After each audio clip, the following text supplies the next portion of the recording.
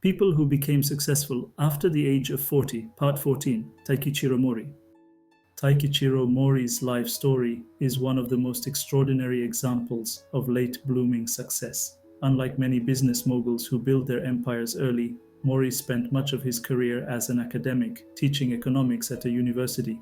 It was only after he retired from teaching in his 50s that he turned seriously to real estate. Within a few decades, he became the richest man in the world. His journey proves that age is no barrier to wealth or achievement. Early life and education. Taikichiro Mori was born on August 1, 1904, in Tokyo, Japan. He grew up in a nation that was rapidly modernizing, but also facing great political and economic challenges. From a young age, Mori showed an aptitude for academics, particularly in economics. He pursued his education at Tokyo College of Commerce, now Hitotsubashi University, where he studied economics and later went on to teach. For years, Mori was not a businessman at all. He was a professor, respected in academic circles, but largely unknown outside them. Career as a professor. For most of his early career, Mori worked as an economics professor at Yokohama City University. He was well regarded as a teacher and researcher, dedicating himself to education and intellectual life. While he lived comfortably, he was far from wealthy or influential in the business world. This stage of his life seemed settled. He was an academic with little sign that he would one day become a billionaire, but life was preparing him for a dramatic shift. The turning point after 40. Mori's turn toward business came later in life. While still teaching, he made small real estate investments to supplement his income. He recognized that Japan's post-war growth and rapid urbanization made property an invaluable asset.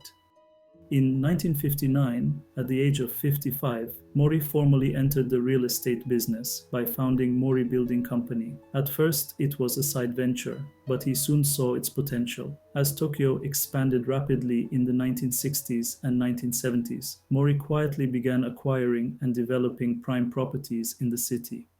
Building an empire. Unlike flashy entrepreneurs, Mori was patient, cautious, and strategic. He reinvested profits carefully, focusing on acquiring land in Tokyo's key districts. As Japan's economy boomed in the post-war years, demand for commercial property skyrocketed. Mori's company became known for its large office developments in central Tokyo, including projects in areas like Minato and Roppongi. His strategy was simple but effective: buy valuable land, develop high-quality buildings, and hold for the long term. By the 1980s, Japan's property market was exploding and Mori's holdings soared in value. What had begun as a quiet side business had transformed into one of the largest real estate portfolios in the world. World's richest man in his 80s.